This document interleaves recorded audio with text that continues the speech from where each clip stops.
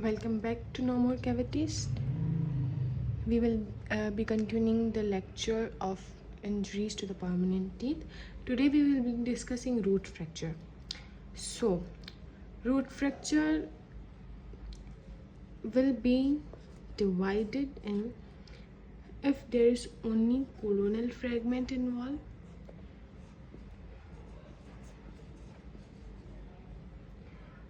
or there is mobile root fracture. Either the coronal fragment is involved or there is only mobile root fracture. If the coronal fragment is involved, we will just reposition the coronal fragment. If the coronal fragment is involved, only coronal fragment is involved, then we will just reposition back to its position, which will favors the healing.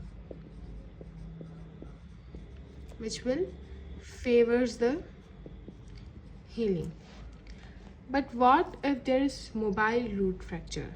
We will perform splinting. So the root fracture will be treated according if there is only coronal fragment involved and if there is mobile root fracture. If there is mobile root fracture, we will perform splinting, and if there is coronal fragment, just coronal fragment involved, then what will we do?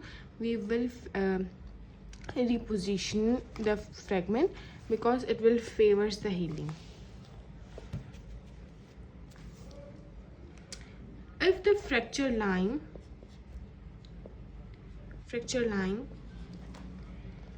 is in cervical line, if the fracture is in cervical line,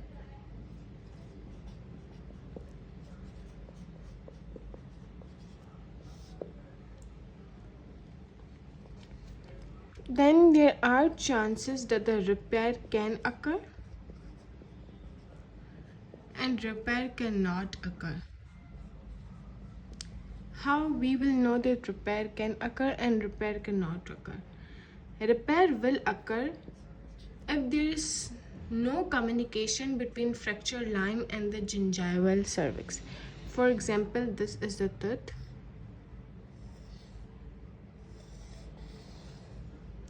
This is our gingiva. Okay. If the fracture line is passing like this, it is not involving the gingiva. Then the repair will occur. But if the fracture line is like this, involving the gingiva, then the repair cannot occur.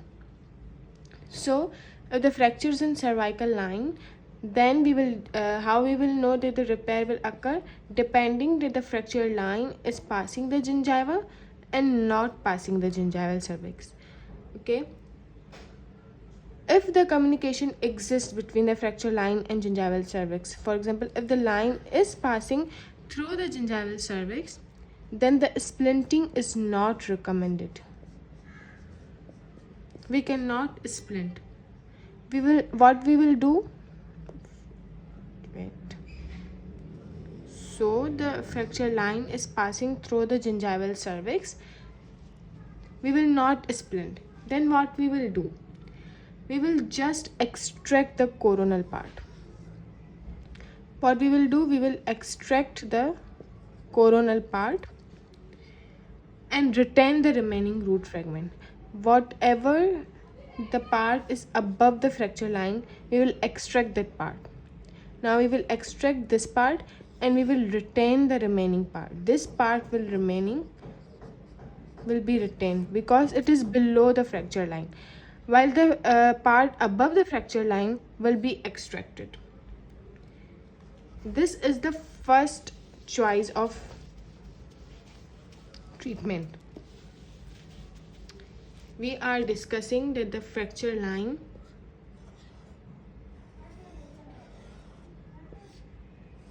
is either passing through the gingival cervix, either not passing through the gingival cervix. Either passing through the gingival cervix, what we will do? We will extract the upper part and we will extract the upper part and we will retain the remaining part. This is the first treatment of jaws. Then the second is we will internally splint,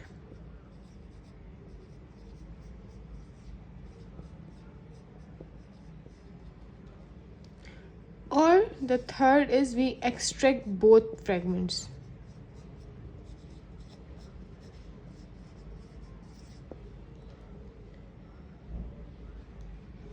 Okay, so if the fracture line is passing through the gingival cervix, then we will extract the upper part and we will retain the remaining part. Either we internally splint, either we extract both the fragments. Then the question arises, if we are performing the first option. What was the first option? To extract the coronal part.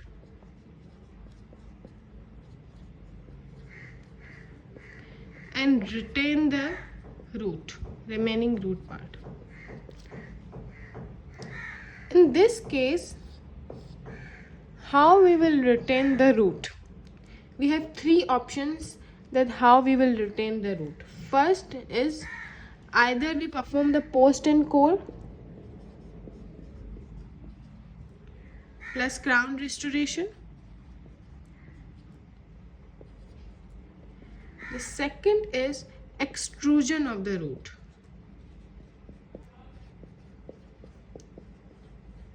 Extrusion of the root. What do we mean by extrusion? For example, this is gingiva. Here is the remaining part of the root. Extrusion is a process by which we bring the piece of the root here. We move it upward.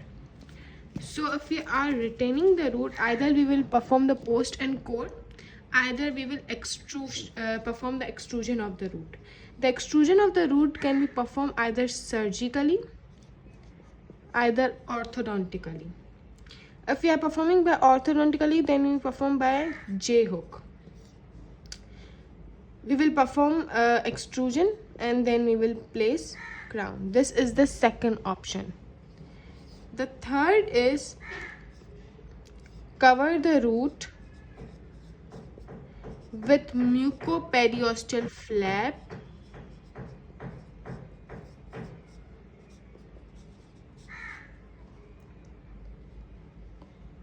to maintain the height and width of the tooth, and then place the implant.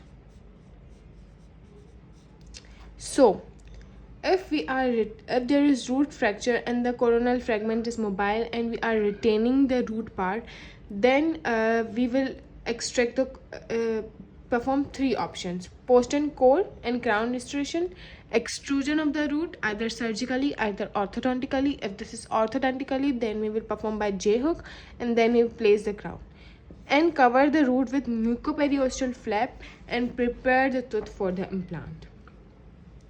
This was the first option, that we will extract the coronal part and we will retain the root. The second thing was internal splinting. The second option that we discussed was internal splinting. So internal splinting is performed when the fracture is in coronal and in middle part.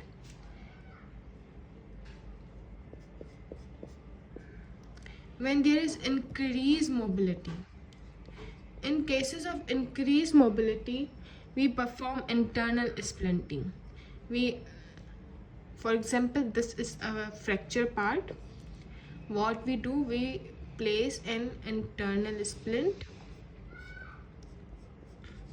Internal splint can be either H-files or nickel chromium points. We place an internal splint along with a rigid material. But internal splints cannot be used for long term, and they are used when there is increased mobility. We are discussing splinting. We should know that what is splinting.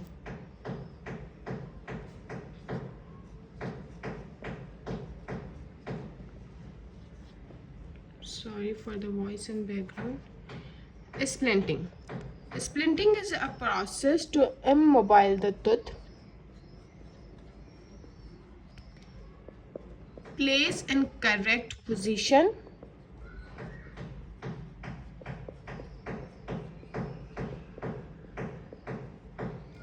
prevent further trauma, and promote the healing. So splinting is a process to immobile a tooth by placing it in a correct anatomical position, preventing the further trauma and promote the healing. Now there are two types of splints. One is functional splint, the other is rigid splint. Functional splint means that if there is splinting, then there is only one abutment on the side of the splint. But rigid splint means that you have two abutment on either side of the splint. The splint is involving one abutment, the splint is involving two abutment. So the type of splint are functional splint and rigid splint. The functional splint which involve only one abutment, and the rigid splint involve two abutments. For different type of injury, we perform different time period splinting. For example, for avulsion, it is 14 days. In luxation, 2 to 4 weeks. In root fracture, if there is apical in middle, 4 weeks. If coronal, then 4 months. In dentoalveolar fracture, 3 to 4 weeks. The difference is that in avulsion, luxation and root fracture we perform functional splinting, and in dentoalveolar we perform rigid splinting. In avulsion for 14 days, in luxation 2 to 4 weeks, in root fracture apical in middle 4 weeks, in coronal 4 months, and dentoalveolar fracture 3 to 4 weeks, but in dentoalveolar fracture we perform rigid splinting. There are other type of splints other than functional and rigid. First is composite splint. Composite splint is easy to place and bond strongly. It is suitable for functional splint. Then come the acrylic splint. It is easy to remove. Wire splint. Wire splint is placed for accurate reduction of displacement and extra-articulation. Foil cements. What is foil cement? The tin foil which we use in cooking to wrap a food, this is foil cement. We just twist it and we form a splint. This type of splint is cemented by zinc oxide eugenol. We cement this splint with zinc oxide eugenol. It is a temporary type of splint when we are waiting that our accurate and actual splint come. Till then, we place foil splint. We remove it. It is placed actually in night. Then come the laboratory splint. Laboratory splint. Laboratory splint is of two types, acrylic and thermoplastic. Acrylic and thermoplastic splint. Acrylic splint is removed at the time of meals plus at bedtimes, while thermoplastic is also removed at times of meals and bedtime. But the thermoplastic is made of polyvinyl acetate polyethylene. The thermoplastic splint is made of polyvinyl acetate polyethylene. The thermoplastic splint actually allow thermoplastic. The thermoplastic splint actually allow functional movement, promote healing,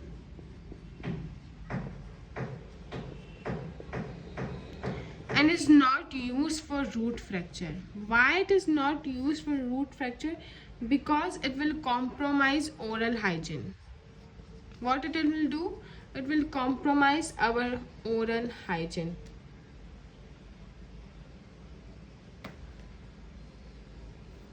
So this was all about splinting and root fracture.